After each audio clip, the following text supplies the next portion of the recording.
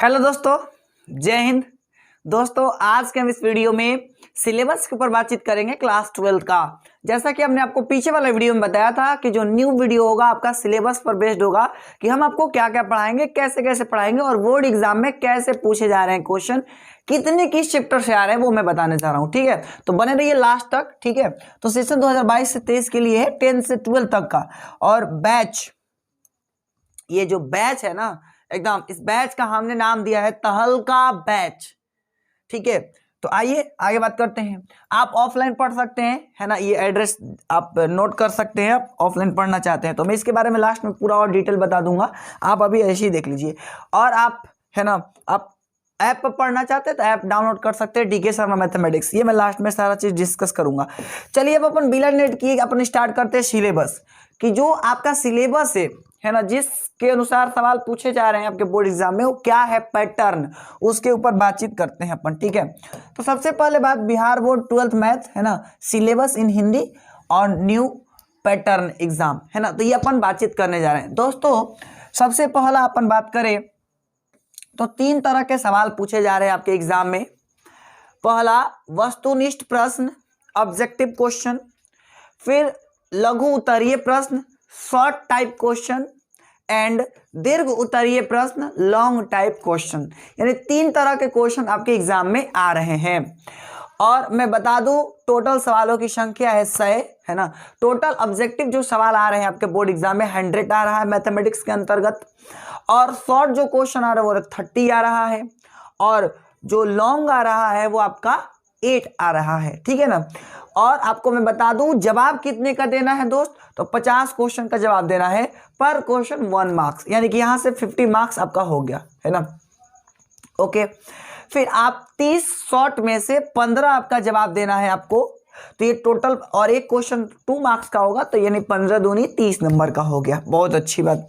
फिर दीर्घोत्तरीय में 8 पूछा जाएगा, जिसमें से आपको 4 का जवाब देना है, पर क्वेश्चन 5 मार्क्स का हो गया, और इस तरीके से 20 हो गया। तो यहाँ से 50, 30 और 20 मिलकर के आपका 100 नंबर का एग्जाम हो रहा है। ये बात आप अच्छे से जानते हैं। आगे बढ़ते हैं। चलिए, अब आपको मैं बता दूं कि कुछ चैप्टर्स के नाम हैं, उन चैप्टर के नाम को भी जान लेते हैं, मतलब फिर पूरा चैप्टर का नाम भी जानेंगे। अभी शॉर्ट वे में आपको बताता हूं। पहला हम लोग देखेंगे संबंध एवं फलन। कुल 10 नंबर के सवाल पूछे जाते हैं। इससे दीर्घ उत्तरीय न के बराबर पूछा जाता है, लेकिन लघु उत्तरीय प्रश्न 3 आता है ना, और 6 नंबर का ये हो गया। बीज गणित में बहुत सारा चैप्टर आते हैं, मैं आपको बताऊंगा, है ना।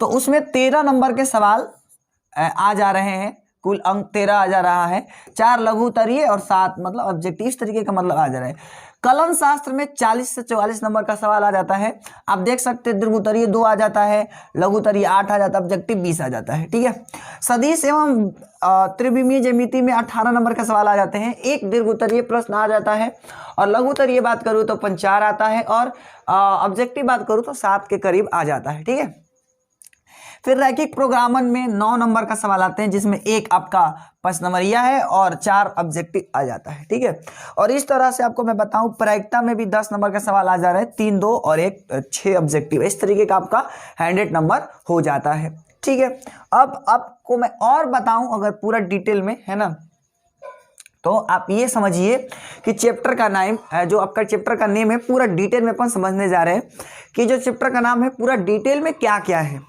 कौन कौन सा चैप्टर है जो हमें एकदम डिटेल में पढ़ना है, और चैप्टर कितने हैं वो समझते हैं। तो मैं बता दूं आपको कि ये जो गणित सिलेबस है ना, टोटल आपका 13 चैप्टर है ना।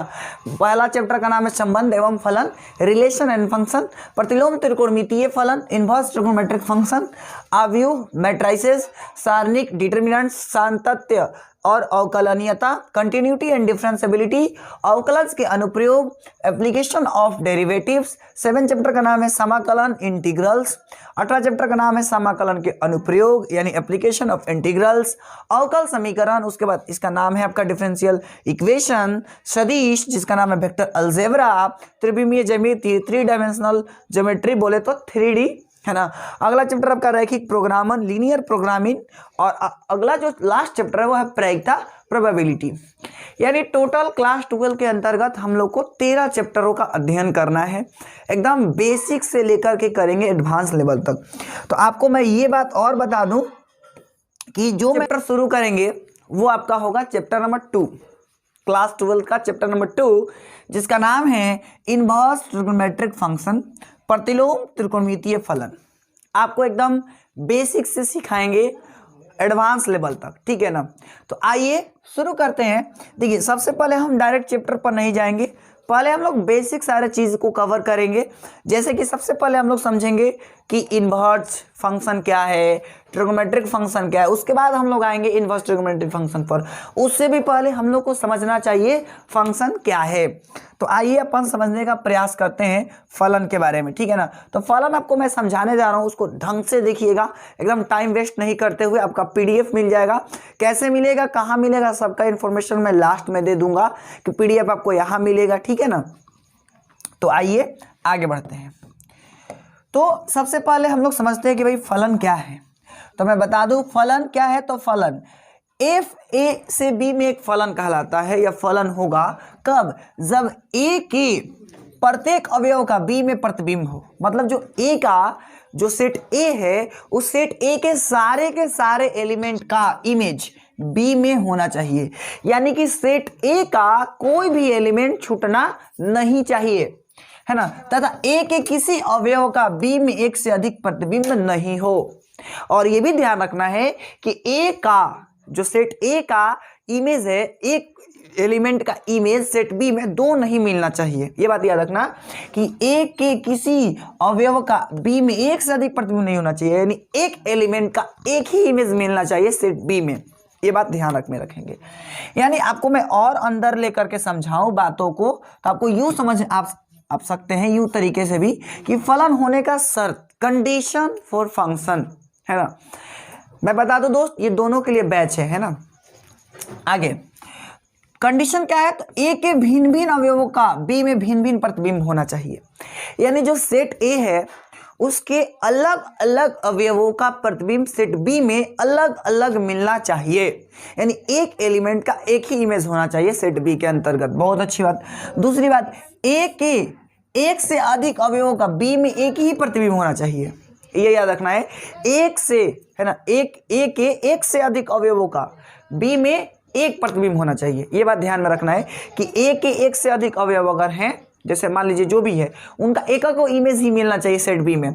अब B का प्रत्येक अवयव A के किसी न किसी अवयव का प्रतिबिंब हो, यानी B का जो प्रत्येक अवयव है वो A के किसी न किसी अवयव के प्रतिबिंब होना चाहिए।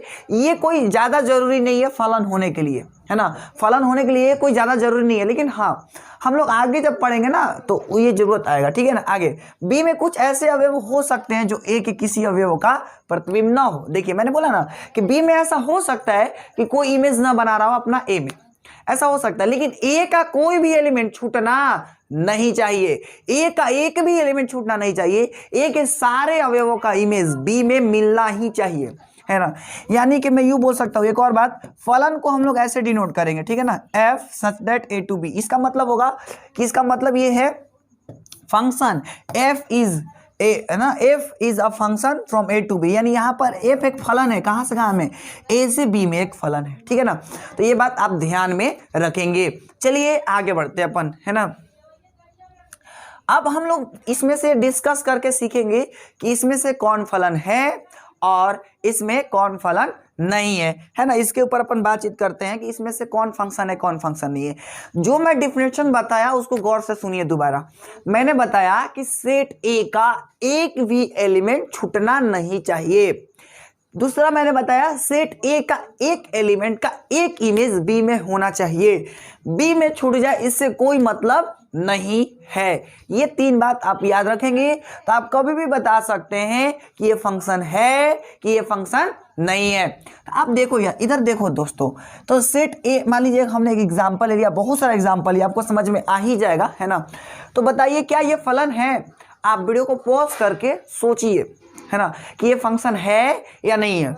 तो आप तुरंत सोचेंगे कि भाई इधर सेट A का एक एलिमेंट छूट गया है। अब जब सेट A का एक एलिमेंट छूट गया है तो हम लोग इसको क्या बोलेंगे, भाई फंक्शन नहीं है, फंक्शन नहीं है, इस बात को ध्यान में रखना है, क्योंकि सेट ए का एक एलिमेंट छूट गया है। पहले हम लोग बेसिक चीज कवर कर रहे हैं, फिर एडवांस तक लेके जाएंगे, आपको बेसिक से बेसिक चीज बताने जा रहा हूं, ठीक है। दूसरा एग्जांपल दोस्तों आप देखिए, इसमें क्या हो रहा है कि 1 2 3 मान लीजिए कोई एलिमेंट है, इसमें अगर आप देखेंगे कि यहाँ पर एलिमेंट जो 3 है इसका डबल इमेज बन रहा है सेट बी में, जबकि ऐसा कभी भी नहीं हो सकता, है ना। आप ऐसा सोचिए ना कि एक सवाल का 2 आंसर पॉसिबल है क्या? एक सवाल अगर हम बोले उसका 2 आंसर आ सकता है क्या? नहीं। या आप ऐसा सोचिए कि क्या आप अपने घर में ऐसा स्विच लगाना पसंद करेंगे जिसमें से एक को ऑन कर, मतलब एक को आप ऑन करते हैं तो सब चीज चलना शुरू हो जाए, बल्ब, है ना, फिर आपका पंखा, कूलर, टीवी, ऐसा आप स्विच लगाना पसंद करेंगे क्या? तो आपका जवाब आएगा सर नहीं, क्योंकि बिजली खपत होगा, है ना। तो कुछ यूं ही फंक्शन में है, एक एलिमेंट का एक ही इमेज मिलना चाहिए, ये बात ध्यान में रखना है दोस्तों। दूसरी बात, ये फंक्शन मैं नहीं पढ़ा रहा हूँ डिटेल में, मैं आपको आईटीएफ सिखाने के लिए फंक्शन पढ़ा रहा हूँ। मैं जब फंक्शन पढ़ाऊंगा उसको भी डिटेल में पढ़ाऊंगा, उसको टेंशन नहीं लेने का, उसको भी पढ़ाऊंगा तो डिटेल में पढ़ाऊंगा, समझ गए ना। आगे बढ़ते हैं। तो ये फंक्शन नहीं है, क्यों फंक्शन नहीं है? क्योंकि एक एलिमेंट का 2 इमेज बन रहा है। आगे बढ़ते हैं, आप इसको क्या बताएंगे फंक्शन? तो आप इसको बोलेंगे सर एक का एलिमेंट एक है, एक का मैपिंग एक के साथ है, इसका मैपिंग एक के साथ है, इसका भी मैपिंग एक के साथ, इसका भी मैपिंग एक के साथ। तो ये फंक्शन है, क्योंकि इधर का छूट जाए इससे कोई मतलब नहीं है, इधर का एक भी नहीं छूटा है, इसीलिए यह फंक्शन है, ठीक है। क्या ये फंक्शन है? देखिए यहाँ पर राजा दशरथ जी हैं, एक राजा दशरथ है, उनकी 3 पत्नियां ABC, क्या ये फंक्शन होगा? अरे तो गजब हुई गवा, एक राजा है 3 वो पत्नी, है ना, समझ रहे हैं ना, कौशल्या, सुमित्रा और कैकेयी करके थी, है ना।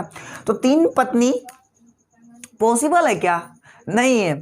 हाँ, इस टाइम के जमाना में है, अलग बात है, लेकिन फंक्शन में तो ऐसा नहीं है भाई कि एक, है ना, हस्बैंड और 3 वाइफ, ऐसा पॉसिबल नहीं है। फंक्शन में तो ऐसा संभव ही नहीं कि एक एलिमेंट हो उसके 3 वो इमेज हो, ऐसा पॉसिबल नहीं है, गलत है रे बाबा। यानी कि ये फंक्शन हम लोग का नहीं है, ये फंक्शन नहीं है।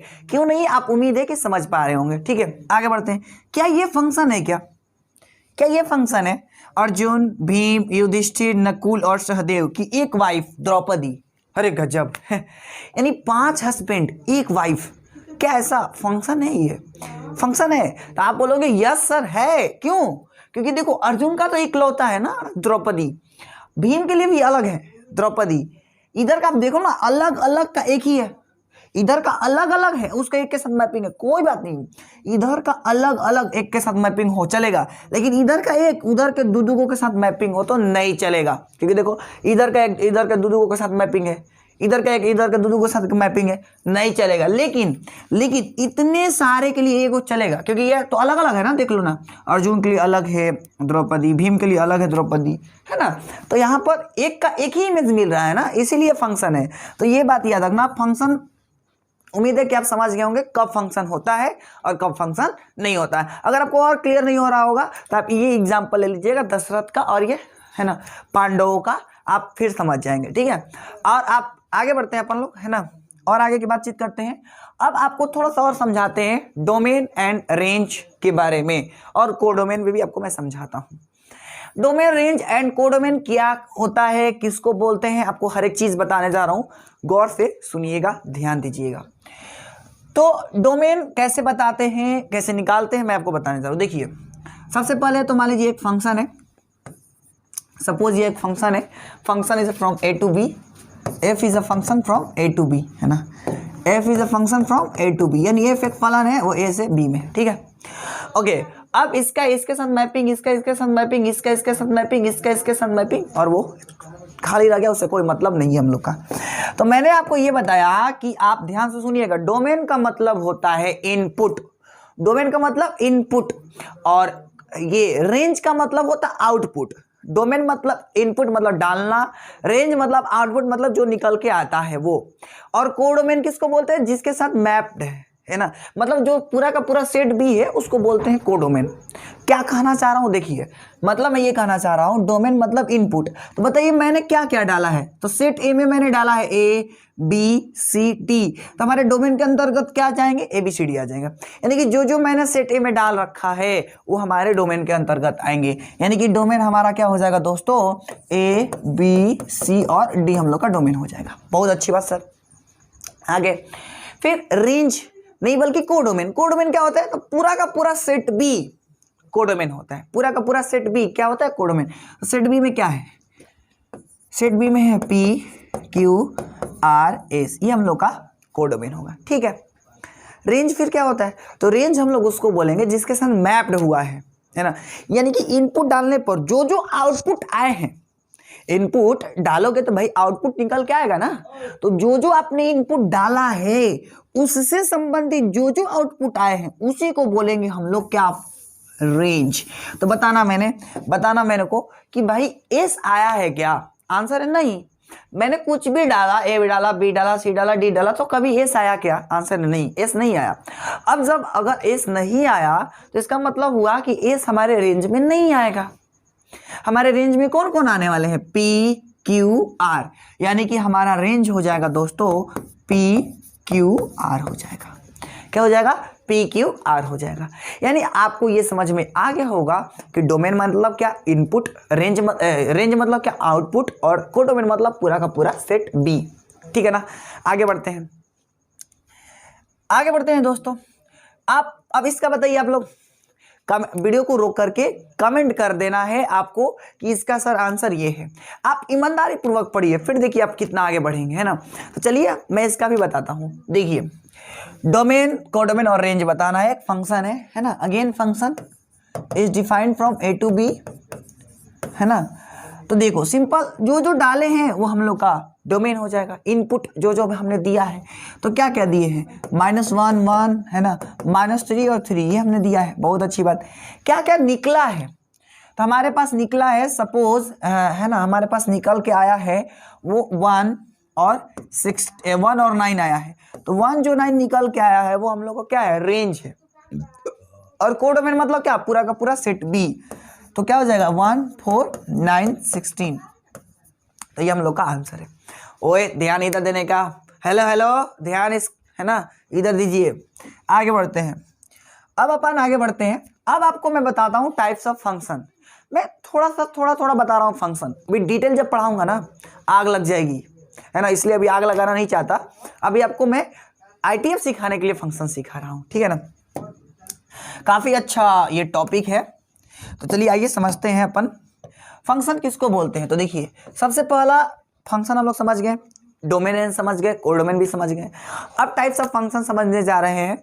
उसमें सबसे पहला है एकाएकी फलन, वन फंक्शन, या इसी को बोलते हैं इंजेक्टिव फंक्शन।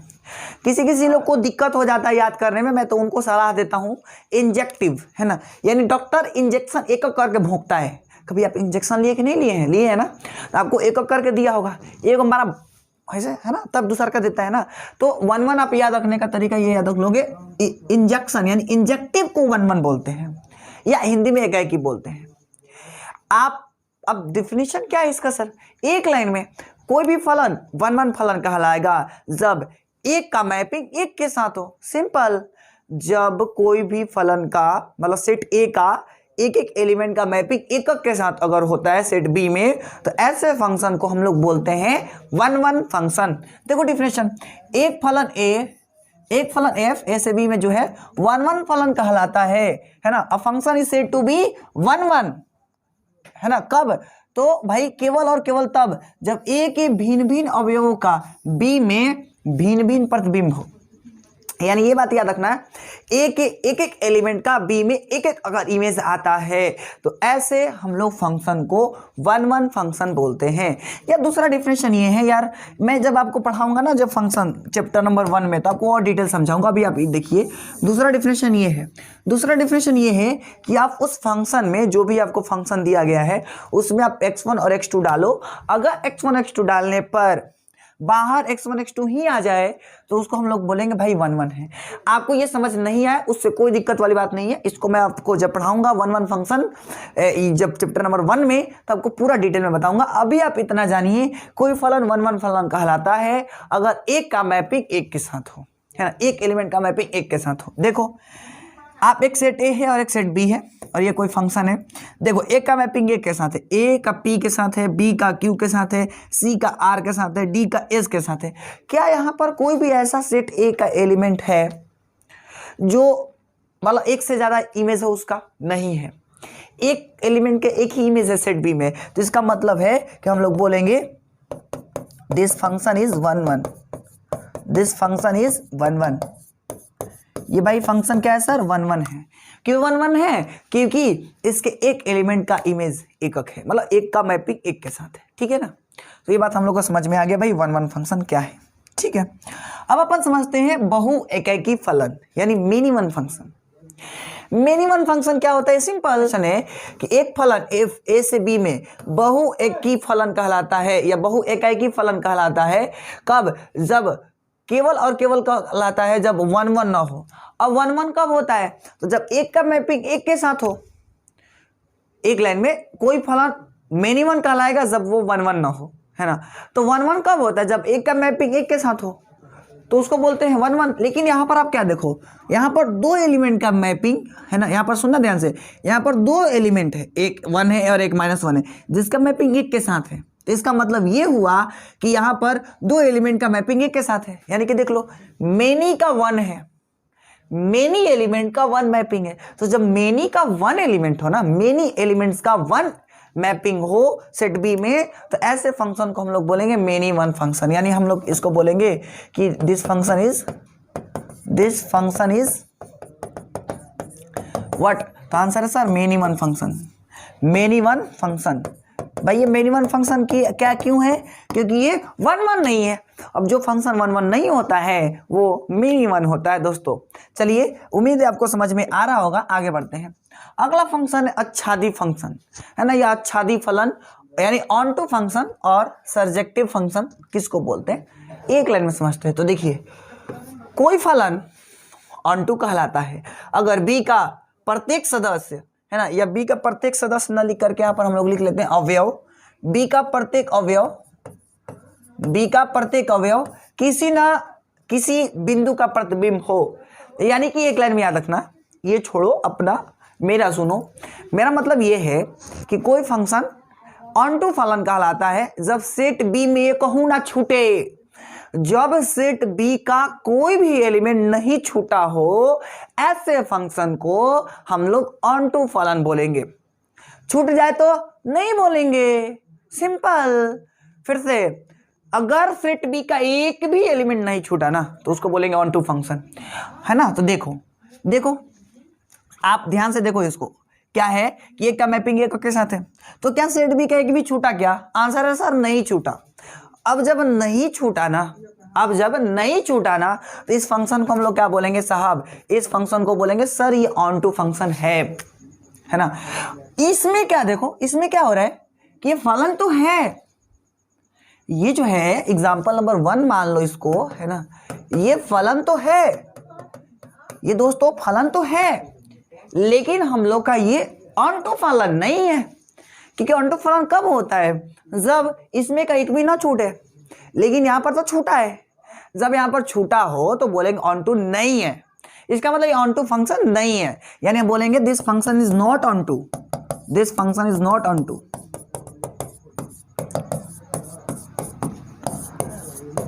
कौन है वो बाद में समझेंगे। जो ऑन टू नहीं होता वो इन टू होता है, खैर उसको अभी हम नहीं ला रहे हैं। आप इतना समझिए ऑन टू नहीं है। ऑन टू क्यों नहीं है? ऑन टू इसलिए नहीं है क्योंकि सेट बी का छूट गया है। खास बात एक और, ऑन टू का एक और डिफिनेशन है कि अगर जब कभी भी कोडोमेन रेंज के बराबर हो जाए ना, तो ऐसे फंक्शन को हम लोग क्या बोलते हैं? ऐसे फंक्शन को हम लोग बोलते हैं बेसिकली क्या बोलते हैं सर? तो ऑन टू फंक्शन बोलते हैं। कैसे? देख लो, यहाँ पर कोडोमेन निकाल के चेक कर लो, कोडोमेन निकाल के चेक कर लो, आप कोडोमेन निकाल के चेक कर लो। अरे भाई कोडोमेन निकाल के चेक कर लेते हैं, इधर बताना इसका कोडोमेन। कोडोमेन मतलब पूरा का पूरा सेट बी। तो देख लो सेट बी में क्या है? A B C D. अच्छा रेंज, रेंज मतलब क्या, जो जो मैप्ड हुआ है उसको ही लिखना है। तो बताना मैप्ड क्या क्या हुआ है, ए हुआ है, बी हुआ है, सी हुआ है और डी हुआ है, ये मैप्ड हुआ है। तो इसका मतलब हम लोग का क्या है, तो हम लोग का यहाँ पर देखोगे ना तो कोडोमेन रेंज के बराबर हो गया, क्योंकि कोडोमेन में भी 4 एलिमेंट है और वही एलिमेंट है जो रेंज में है। तो एक और डेफिनेशन होता है ऑनटू का कि जब कोडोमेन रेंज के बराबर हो जाए ऐसे फंक्शन को हम लोग ऑनटू फंक्शन बोलते हैं। उम्मीद है आप मजे से सीख रहे होंगे, है ना। बहुत लड़कों को ये सब समझ में नहीं आता, लेकिन आप खतरनाक तरीके से समझ रहे होंगे, ये बात हमें पता है ना। अब आगे बढ़ते हैं। अब अगला फंक्शन आता है एकाएकी आच्छादी फलन, वन वन ऑनटू फंक्शन, या इसी को एक और नाम होता है बाइजेक्टिव फंक्शन। तो एक लाइन में सुनिएगा, कोई फलन वन वन ऑनटू फलन कहलाता है। कब, तो जब वो वन वन भी हो और ऑनटू भी हो। ये याद रखना, कोई भी फलन वन वन ऑनटू कहलाएगा जब वन वन भी हो और ऑनटू भी हो। यानी कि दो फलन अगर है, मतलब कोई फलन है और वो वन वन और ऑनटू को बताना है कि नहीं है, तो हम लोग चेक करना जान गए हैं। लेकिन अगर ये बताना हो कि बाइजेक्टिव है कि नहीं है, तो क्या चेक करना पड़ेगा कि वो वन वन है कि नहीं है और ऑन टू है कि नहीं है। अगर वो फलन वन वन और ऑन टू दोनों हो जा रहा है तो उस परिस्थिति में बोलेंगे कि सर ये हम लोग का बाइजेक्टिव फलन है। तो ये बात याद रखना। आइए समझते हैं। तो देखो, मान लो एक फलन है, ये भी एक फलन है और ये भी एक फलन है ना। अब हमें इसमें से बताना है कि कौन बाइजेक्टिव है। बोले तो वन वन ऑन टू है, तो दिमाग लगाइए जरा, क्या ये वन वन ऑन टू है क्या? आंसर है सर नहीं। क्यों? क्योंकि देखिए ये वन वन नहीं है, क्योंकि इधर का दो एलिमेंट इधर का एक एलिमेंट के साथ मैप्ड है। तो जब इधर का दो एलिमेंट इधर के वन एलिमेंट के साथ मैप्ड हो, तो ऐसे फंक्शन को तो हम लोग ऑन टू बोलते ही नहीं है। ऐसे फंक्शन को तो हम लोग ऑन टू बोलते ही नहीं है। बोलते हैं क्या? आंसर है नो। यानी कि हम लोग बोलेंगे सॉरी ऑन टू, मैंने क्या बोल दिया, वन वन ऑन टू नहीं बोलेंगे। क्योंकि वन वन ऑन टू इसलिए नहीं बोलेंगे क्योंकि भाई ये वन वन और ऑन टू दोनों नहीं है। वन वन और ऑन टू दोनों क्यों नहीं है? ये ऑन टू तो है क्योंकि इधर का एक भी छूटा नहीं है, लेकिन ये वन वन नहीं है। वन वन क्यों नहीं है? क्योंकि इधर का दो एक के साथ मैप्ड है। तो मैं यहाँ पर बोलूँगा कि यह फलन वन वन और ऑन टू नहीं है, वन वन ऑन टू नहीं है। ये फलन वन वन ऑन टू नहीं है। क्यों? क्योंकि आप समझ रहे हैं, है ना। अगला, क्या ये one one onto function है क्या? आंसर है नो। क्योंकि one one onto function वही होता है जो दोनों होता है, वन वन भी होता है और ऑन टू भी होता है। वन वन माने एक को, मतलब एक का एलिमेंट एक के साथ मैपिंग होना चाहिए, तबे वो वन वन कहलाई। समझ गई ला? आगे बढ़ते हैं। तो यहाँ पर क्या है कि एक का मैपिंग एक के साथ है, एक का मैपिंग एक के साथ है, लेकिन प्रॉब्लम ये है कि ऑन टू नहीं है। ये वन वन तो है लेकिन ऑन टू नहीं है। क्यों नहीं है onto sir? Onto इसलिए नहीं क्योंकि सेट बी का तो छूट गया ना। अब जब सेट बी का छूट गया तो वो ऑन टू कैसे होगा? वो ऑन टू होगा क्या? आंसर है नहीं होगा। तो वन टू ये भी हम लोग बोल सकते हैं कि चूंकि ऑन टू नहीं है इसलिए वन वन ऑन टू नहीं है। तो मैं बोलूँगा कि यह भी वन वन ऑन टू फलन नहीं है। समझ गए कि नहीं समझ गए? तो ये बात हम लोग को समझ में आ गया। आगे बढ़ते हैं, इस पे आते हैं। क्या ये वन वन ऑन टू है क्या? आप जरा वीडियो को रोकिए और पोस्ट करके एकदम माइंड में सोचिए कि क्या ये है। तो आपका अंदर से जो ये दिल है ना, यहाँ से आएगा यस सर है। क्यों? क्योंकि देखो वन वन और ऑन टू भी है, क्योंकि सेट बी का एक भी छूटा नहीं है। तो ये हम लोग को समझ में आ गया कि यह one one and onto दोनों है। यह one one and onto दोनों है, इसलिए यह कौन सा फलन है? इसलिए यह एकाएकी आच्छादी फलन है। एकाएकी आच्छादी फलन है। तो ये बात ध्यान में रखना है, क्योंकि ये दोनों हैं इसीलिए एकाएकी आच्छादी फलन है। बात पकड़ में आ रही है ना? एकाएकी आच्छादी फलन है क्योंकि ये दोनों है, वन वन भी है और ऑन टू भी है। ठीक है, उम्मीद करता हूँ इतना बात क्लियर हुआ होगा। अब अपने आगे स्टेप को बढ़ाते हैं। स्टेप ये है कि इन्वर्स फंक्शन किसको बोलते हैं? इन्वर्स ऑफ फंक्शन किसको बोलते हैं? एक लाइन में फलन का उल्टा इन्वर्स फंक्शन कहलाता है। मतलब मैं ये कहना चाह रहा हूँ कि ये मान लीजिए कि अगर एफ एक्स बराबर वाई एक फलन है तो एफ इनवर्स वाई बराबर एक्स एक प्रतिलोम फलन होगा। मतलब जब कभी भी इनपुट आउटपुट बन जाए और आउटपुट इनपुट बन जाए तो उस परिस्थिति में हम लोग बोलेंगे कि वह एक प्रतिलोम फलन है। ठीक है ना, यानी कि मैंने क्या बोला, एक और बात, खास बात ये नोट करके हम लोग ये डालेंगे, आप स्टार नोट डाल लो कि भाई किसी भी फंक्शन का इन्वर्स तभी और केवल तभी निकल पाएगा जब वो फंक्शन क्या हो भाई, तो 1 1 और ऑन टू दोनों हो, यानी बाइजेक्टिव फंक्शन हो। यानी इस बात को आप गांठ बांध लीजिए, किसी भी फलन का इन्वर्स तभी निकल पाता है जब 1 1 और ऑन टू दोनों हो। ठीक है ना, तो आइए अपन समझते हैं कि ये 1 1 और ऑन टू होता है तो ही क्यों निकलता है और स्थितियों में क्यों नहीं निकलता है।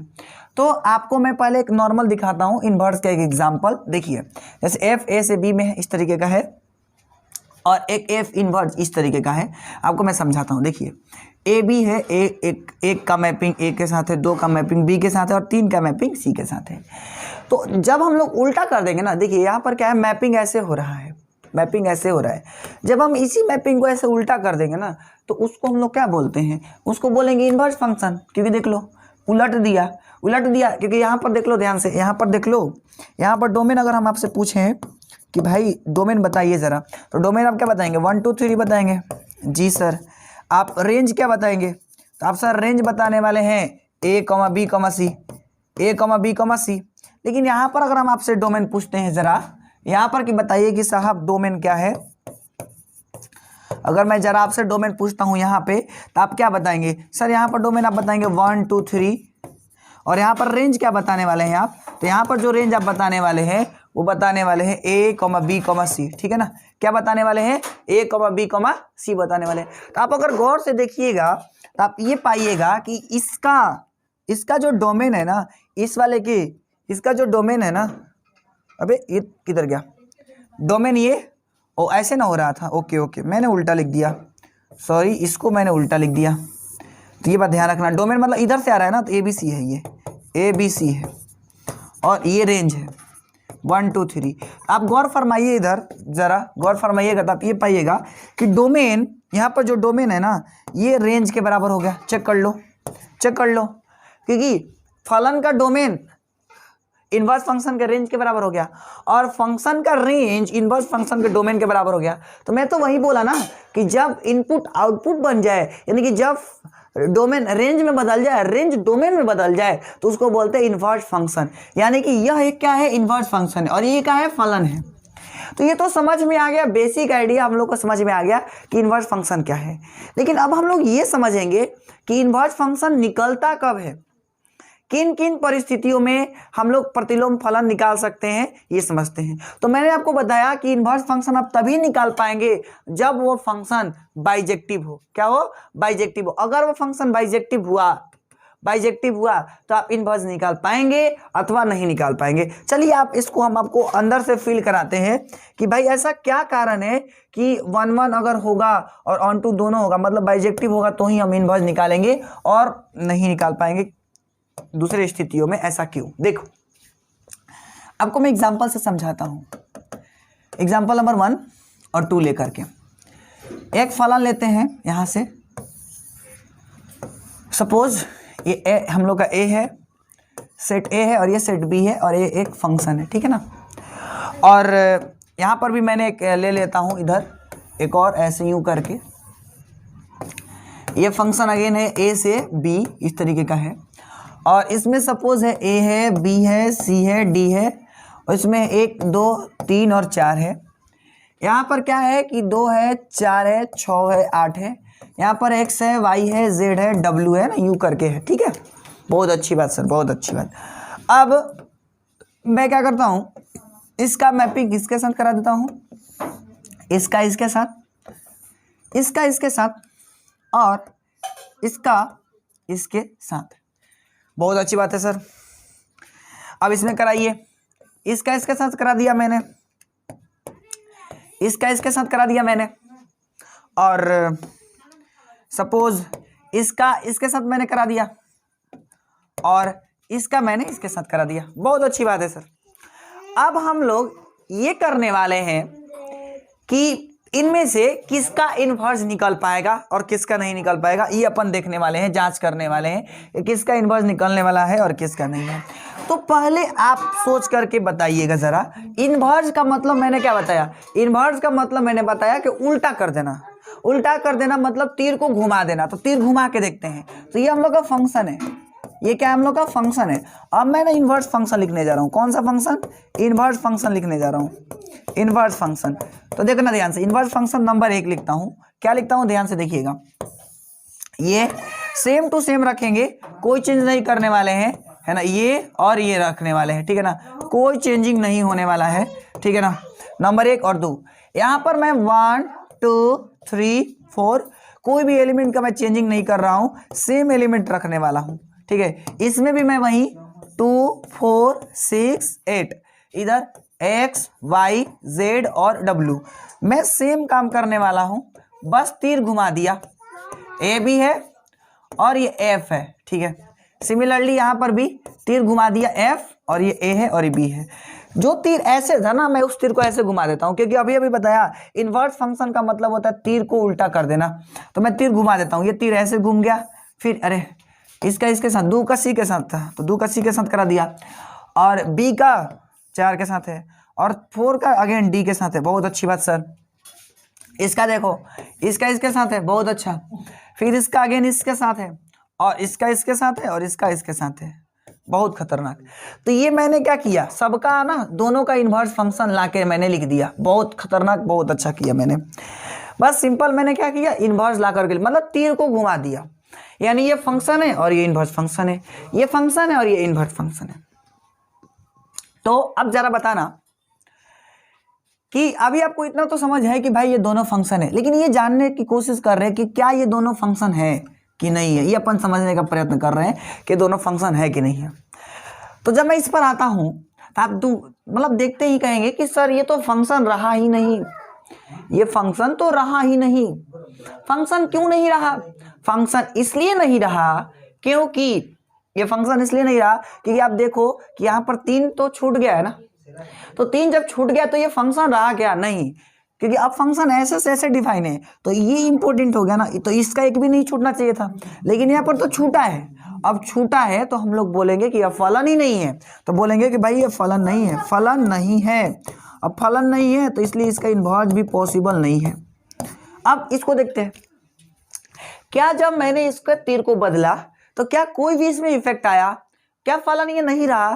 तो आंसर ऐसा बात ही नहीं है, फलन है, अभी भी है। तो मतलब ये बोलेंगे कि भाई ये फलन है, और फलन में भी कौन सा फलन है? प्रतिलोम फलन है, प्रतिलोम फलन है। अब अपन और गौर से देखेंगे तो हम ये पाएंगे कि आखिर क्या कारण है कि इसका इन्वर्स नहीं निकल पाया जबकि इसका इन्वर्स निकल गया, मतलब इसका इन्वर्स निकल गया। तो रीजन ये है कि ये फंक्शन 1 1 था ही नहीं 1 1 है क्या? हाँ 1 1 1 1 नहीं, 1 1 भी नहीं है और ऑन टू भी नहीं है। मतलब ये फलन तो 1 1 भी नहीं है और ऑन टू भी नहीं है। चूंकि ये फलन 1 1 भी नहीं है और ऑन टू भी नहीं है, इसलिए इसका इन्वर्स नहीं निकला। तो बात पकड़ में आ रही है ना कि ये फंक्शन ना तो 1 1 है और न ही तो ऑन टू है, इसलिए इसका इन्वर्स नहीं निकला। क्योंकि मैंने अभी भी बताया ना, इन्वर्स तभी निकलेगा जब 1 1 भी हो और ऑन टू भी हो। अगर दोनों नहीं हुआ तो इन्वर्स नहीं निकलेगा। पकड़ में आ रही है बात? बहुत अच्छी बात। लेकिन ये देखो तो 1 1 है क्योंकि एक का मैपिंग एक के साथ है, और ऑन टू भी है क्योंकि एक भी सेट बी का छोटा नहीं है, इसीलिए इसका इन्वर्स निकला। तो मैं कब से यही बताना इसकी प्रयास कर रहा हूं कि इन्वर्स किसी भी फंक्शन का केवल और केवल तभी निकलता है जब वह 1 1 और ऑन टू दोनों हो। उम्मीद करता हूं कि आप इस बात को अच्छे से समझ गए होंगे। चलिए अब और आगे बात करते हैं। तो जितना भी फंक्शन से रिलेट करने वाली बातें थी मैंने आपको हर एक चीज बता दिया। अब आपको समझाने का प्रयास कर रहा हूं ट्रिग्नोमेट्री के बारे में, थोड़ा सा बेसिक सा आइडिया, फिर आपको मैं समझाऊंगा आईटीएफ के बारे में भी, ठीक है ना। तो मैं आपको इन्वर्स ट्रिग्नोमेट्री पर भी लेकर जाऊंगा। पहले आपको मैं बेसिक बात बताता हूं, ठीक है ना। बेसिक आइडिया बताने जा रहा हूं ट्रिग्नोमेट्री का और इन्वर्स ट्रिग्नोमेट्री का। कोई खास ज्यादा डिफरेंस नहीं होने वाला है। आप ये बात ऑलरेडी जानते हैं, समझते हैं और अच्छे से आप है ना, समझ पाएंगे, इसमें कोई बवाल करने वाली बात नहीं होगा, आप तुरंत समझ जाएंगे। चलिए देखिए दोस्त, एफ ऑफ एक्स बराबर साइन एक्स पहला ट्रिग्नोमेट्रिक फंक्शन होता है, दूसरा एफ ऑफ एक्स बराबर कॉस एक्स, तीसरा होता है एफ ऑफ एक्स बराबर टेन एक्स, जो होता है मैं बताते जा रहा हूँ, चौथा होता है एफ ऑफ एक्स बराबर, है ना, कॉट एक्स, और पांचवा जो होता है एफ ऑफ एक्स बराबर आपका हो जाता है सेक एक्स, और जो छठा है वो आपका हो जाता है कॉसेक एक्स। ठीक है ना, बहुत अच्छी बात। तो ये हम लोग का 6 बेसिक सा ट्रिग्नोमेट्रिक फंक्शन है, यानी ये 6 हम लोग का होता है ट्रिग्नोमेट्रिक रेशियो, आप ये बात अच्छे से जानते हैं। और आईटीएफ में भी 6 ही होगा, है ना, क्योंकि उसके उल्टा करेंगे तो 6 ही तो मिलेगा ना सर, तो 6 इसमें भी मिलने वाला है। तो उसको हम लोग कैसे डिनोट करते हैं वो भी सीख लो, लिखते कैसे, तो साइन इनवर्स लिखते हैं, या इसी को मैं आर्क साइन भी लिख सकता हूँ, है ना। तो याद रखना, साइन इनवर्स एक्स को ही आर्क साइन बोलते हैं, आर्क साइन एक्स बोलते हैं। ठीक है ना, एफ इनवर्स एक्स बराबर हो गया कॉस इनवर्स एक्स, इसी को हम लोग बोलते हैं आर्क कॉस एक्स। फिर अगला एफ इनवर्स एक्स बराबर हो गया हम लोग का टेन इनवर्स एक्स, इसी को बोलते हैं हम लोग आर्क टेन एक्स। क्या बोलते हैं? Arc ten x. अगला एफ इनवर्स एक्स बराबर हो गया कॉट इनवर्स एक्स, इसी को अपन लोग बोलते हैं आर्क कॉट एक्स। अगला f inverse x equal to हम लोग का हो गया सेक इनवर्स एक्स, इसी को अपन बोलते हैं आर्क सेक एक्स, है ना। Next f inverse x is equal to हम लोग का लास्ट हो जाएगा कॉसेक इनवर्स एक्स, और इसी को अपन बोलते हैं आर्क कॉसेक एक्स। यानी टोटल इसका भी 6 ही होता है और इधर भी 6 ही होता है, तो आप घबराएंगे नहीं, दोनों का 6 ही है। और बेसिक्स आपको मैं समझा दिया। देखिए क्या करना है वर्क वो हम लोग भी सीखेंगे, लेकिन अभी आपको मैं बेसिक्स आइडिया दे रहा हूँ, और फंक्शन पढ़ाने का कारण इन सबको समझाना ही था मेरा। अब अपन लोग साइन एक्स का भी ग्राफ सीखेंगे और इन सब का ग्राफ सीखेंगे। मैं इन सब का ग्राफ नहीं बताऊंगा, क्यों नहीं बताऊंगा, क्योंकि आपको ये क्लास 11 में पढ़ना था, लेकिन मैं इन सारे का ग्राफ बताऊंगा क्योंकि ये क्लास 12 में पढ़ना है ना, तो हर एक चीज बताऊंगा आपको। चलिए आइए अपन शुरू करते हैं। अब थोड़ा सा और बेसिक आइडिया, है ना, आईटीएफ को लेकर के और बेसिक्स आइडिया मैं बताता हूं कि और बेसिक्स आइडिया क्या है दोस्तों। ठीक है, देखो, और मैं आपको, है ना, क्या बोलते हैं कि मेंटली आपको तैयार कर रहा हूं कि भाई आईटीएफ में करना क्या है। बाद में बनाना सीखेंगे, लेकिन करना क्या है वो सीखते हैं ना, बाद में बनाना सीखेंगे। ठीक है, तो देखिए आपको सिखाता हूं, जैसे कुछ बेसिक्स आइडिया लेता हूं, basic idea, again basics idea मैंने ले लिया, क्या है वो समझते हैं। देखिए मान लीजिए आपको मैं बोलता हूं कि सपोज कि आप ना साइन पाई बाई 4 का वैल्यू बताइए, किसका बताइए, तो साइन पाई बाई 4 का बताइए, तो आप कहेंगे कि साहब 1/√2 होता है। बहुत अच्छी बात। मैंने बोला कि साहब आप 10 पाई बाई 4 बताइए, तो आप कहेंगे सर 1 होता है। बहुत अच्छा। फिर मैंने बोला कि सर बताइए कॉस पाई बाई 3, तो आप बताएंगे कि साहब कि कॉस पाई बाई 3 सर 1/2 होता है ना, तो ये बताएंगे। तो कहने का मतलब हमने क्या किया, हमने इसका वैल्यू पूछा था, आप ये बता दिए। ये आपका 10th क्लास में इतना नॉलेज है कि आप बता सकते हैं। एक और बात आपको मैं पूछ लेता हूँ, कॉट पाई बाई 4 पूछ लेता हूँ तो 1, मतलब आपके पास इतना नॉलेज है कि आप इन बातों को बता सकते हैं क्लास 11th के आधार पर और 10th के आधार पर। ठीक है ना, लेकिन अभी मैंने बताया कि आईटीएफ का मतलब क्या है ना, इनवर्स का मतलब क्या, तो डोमेन जब रेंज बन जाए, रेंज जब डोमेन बन जाए तो उसको बोलते हैं इनवर्स, बोलते हैं ना जी। तो आइए अपन वो भी देखते हैं।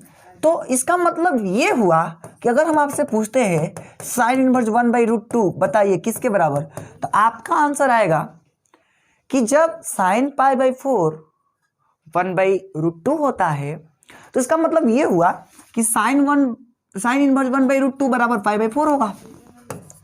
बोला हाँ या ना, सिंपल सा फंडा है कि भाई 1/√2 साइन में कब होता है, पाई बाई 4 पर होता है। समझ रहा है, उसके उल्टा काम हो रहा है कि नहीं हो रहा है, एकदम हो रहा है सर।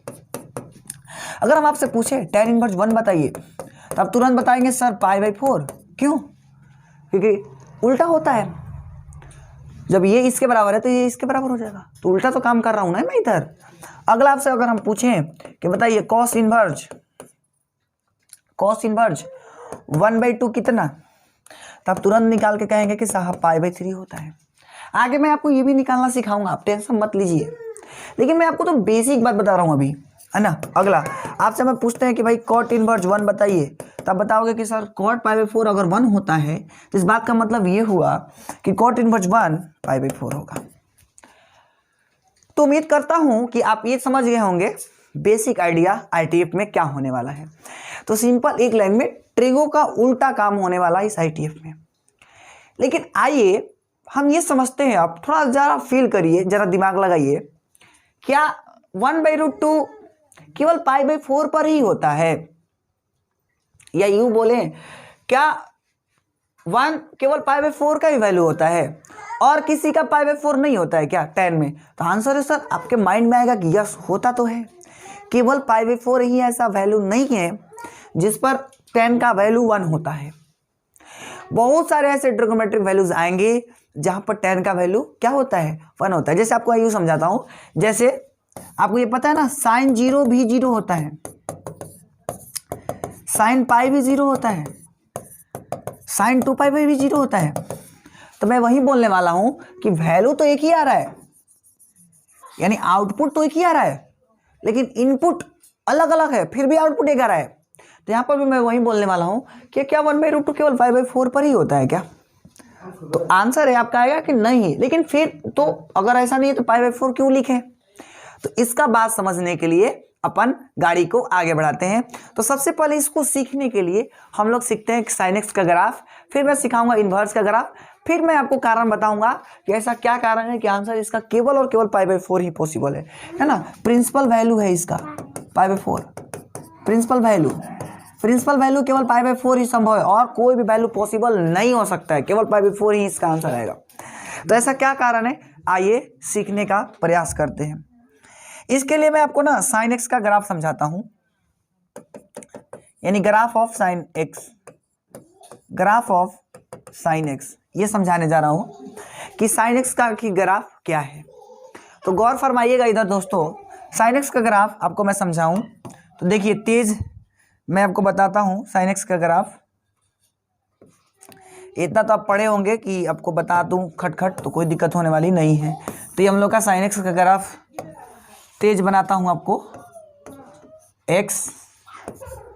x डैश है ना, y और y डैश, ये हम लोग का 0,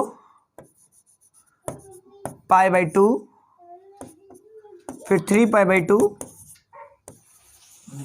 फिर पाई, एक मिनट ऐसे देखिए 0, 90, फिर 90 के बाद अपन लेते हैं क्या, 90 के बाद आपको ले लेते हैं जैसे कुछ भी, जैसे 0 ले लिया, 90 ले लिया, इसके बाद ले लेता हूँ आपका 180 है ना, और फिर 180 के बाद मैं ले लेता हूँ आपका 270 यानी 3π/2, और फिर मैं ले लेता हूँ 360 यानी 2π। सेम चीज़ को मैं इधर ले लेता हूँ -π/2, -π, -3π/2 और माइनस का 2π, ठीक है ना। तो आप इतना समझते हैं इस बात को, है ना। और आपको पता है कि मैक्सिमम साइन 1 देता है और मिनिमम भी -1 देता है, इससे ज़्यादा साइन देता नहीं है। तो ये बात हम लोग को समझ में आ गया कि -1 से 1 देता है, ठीक है। अब आपको बात ये अच्छे से पता है कि साइन 0 0 होता है, यानी यहीं पर हो जाएगा साइन 0 0 होता है, ये बात आपको अच्छे से समझ में आता है, बहुत अच्छी बात। लेकिन साइन 90 है ना, f(x) ले लेता हूँ, f(x) बराबर साइन x, f(x) बराबर साइन x। अब मैं क्या करता हूँ कि यहाँ पर साइन 90 कितना होता है, 1 होता है, यानी यहाँ पर हो गया 1। इसके बाद साइन 90 तो 1, साइन पाई कितना तो 0, यानी यहाँ पर आ जाएगा साइन पाई 0, यानी कि यहाँ पर आ जाएगा। फिर साइन 3π/2 आपको पता है ना -1 होता है, तो ये बात -1 यहाँ पर आ गया। फिर आपको ये भी पता होगा साइन 2π 0 होता है, ये आप अच्छे से जानते होंगे, इसमें कोई बताने वाली बात नहीं है, क्योंकि आप 11th पढ़ के आए हैं तो ये बात अच्छे से जानते होंगे, ठीक है ना। तो ये ग्राफ है हम लोग का किसका, तो ये हम लोग का साइन x का ग्राफ हो गया, अच्छी बात है ना। अब नीचे सिमिलरली यहाँ पर भी वही हो जाता है, यहाँ पर -1 आ जाएगा, यहाँ पर 0 आ जाएगा, यहाँ पर +1 हो जाएगा और यहाँ पर ये 0 हो जाएगा। तो अगेन आपका ये ग्राफ ऐसे आ जाएगा, यूँ आएगा, है ना। और ये आगे बढ़ते ही जाएगा, है ना, ऐसा नहीं कि यहाँ रुक जाएगा और ये आगे बढ़ते ही जाएगा, आपको मैं बता दूँ आगे बढ़ते जाएगा।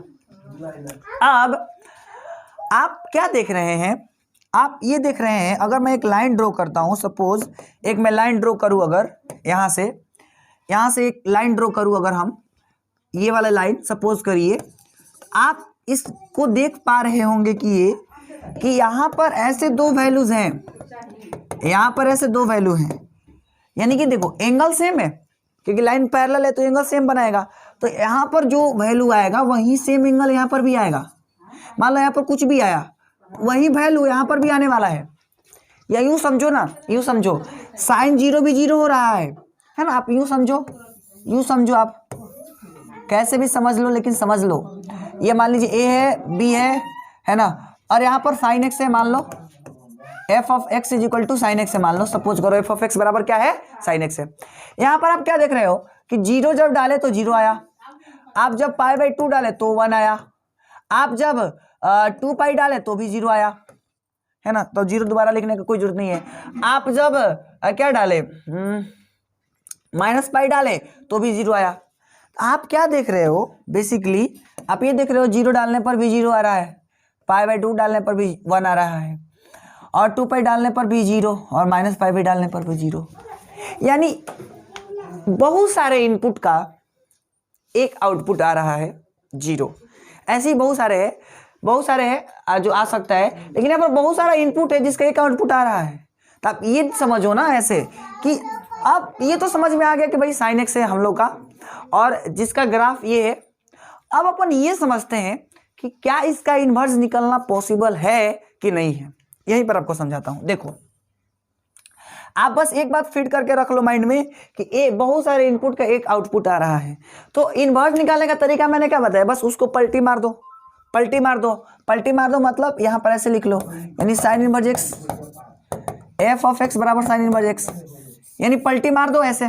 तो देखो ये और ये यहाँ पर 0 है और 1 है, ए है बी है जो कि ऐसे है, और यहाँ पर 0 है, पाई बाई 2 है, 2 पाई है और माइनस पाई है।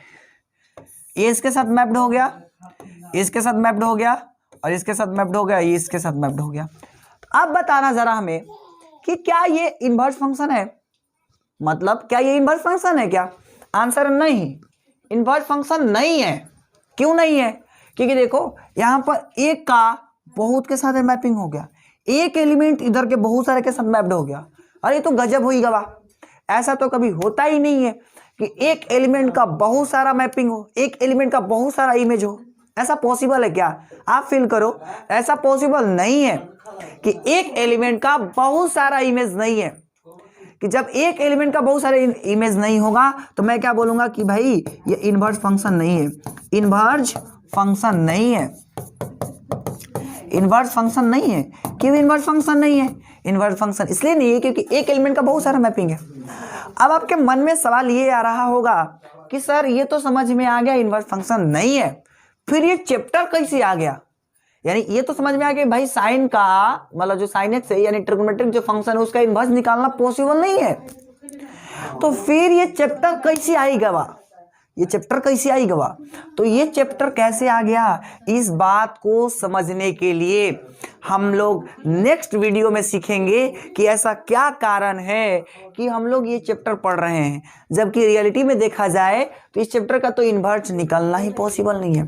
तो ऐसा हम लोग क्या करें कि हम लोग आगे पढ़ पाए, यानी ऐसा क्या करें कि ये हम लोग का चैप्टर दोबारा से पढ़ पाए, समझ पाए, है ना? तो कुछ तो करना पड़ेगा, तो उसको हम लोग सीखेंगे कल के क्लास में कि ऐसा क्या करें कि हम लोग ये आगे पढ़ पाए, ये आगे का क्वेश्चन बना पाए। लेकिन रियलिटी में तो इसका इन्वर्स निकालना पॉसिबल नहीं है, लेकिन हम लोग कल सीखेंगे कि इसका इन्वर्स क्यों निकलता है और कैसे निकलता है, ठीक है ना? तो चलिए इस बात को हम लोग समझेंगे नेक्स्ट क्लास में। अब आपको मैं 1-2 चीज बता दूं, जैसा कि आपको पता होगा कि हम आपके लिए क्या क्या लाए हैं, तो क्लास 12 का पूरा नोट्स प्लस वीडियोस लाए हैं, टेस्ट सीरीज भी आपको लॉन्च करेंगे जल्द ही ऐप पर, और होमवर्क सोल्यूशन भी मिलेगा, मॉडल पेपर भी आपका सोल्यूशन होगा, और भी बहुत सारे चीज़ आपको मिलने वाले हैं। यानी कि आपको 12th क्लास के लिए तो हल्का बैच लेकर के आया हूँ, और आप ऑफलाइन पढ़ सकते हैं math vision channel math vision आपका ऑफलाइन इंस्टीट्यूट का नाम है ना, जिसमें कि आप 8 to 12 तक पढ़ सकते हैं पूरा फुल्ली डेडिकेशन के साथ और हर एक चीज़ का तैयारी कर सकते हैं। जेई, एनडीए और एयरफोर्स नेवी का दोनों मीडियम के लिए है। और 11, 12 और एनडीए जेई वालों के लिए स्पेशल मैथ की है ना पढ़ाई होता है, और 8 to 10 के लिए मैथ और साइंस दोनों होता है। और डिजिटल बोर्ड पर पढ़ने का बहुत सारे बेनिफिट है, आप ये बात अच्छे से जानते होंगे। और दो जगह ब्रांच है, आप आरा में भी इसका ब्रांच है और गढ़नी में भी है। आरा में आप केवल 11, 12 पढ़ेंगे और गढ़नी में आप 8 to 12 पढ़ेंगे, है ना। तो आपको 10 क्लास का भी जल्दी वीडियो मिलेगा, आपका जूनियर्स होंगे तो बता दीजिएगा। और आपको अगर क्या चाहिए, अगर आपको पीडीएफ चाहिए तो आपको 2 काम करना होगा।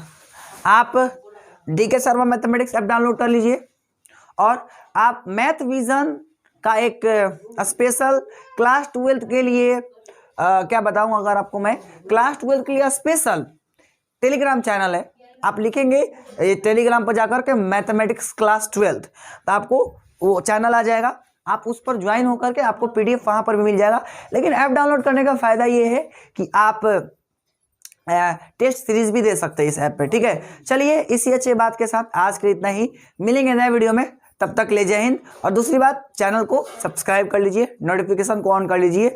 मिलते हैं नए वीडियो में, तब तक ले जय Hind and thanks for watching.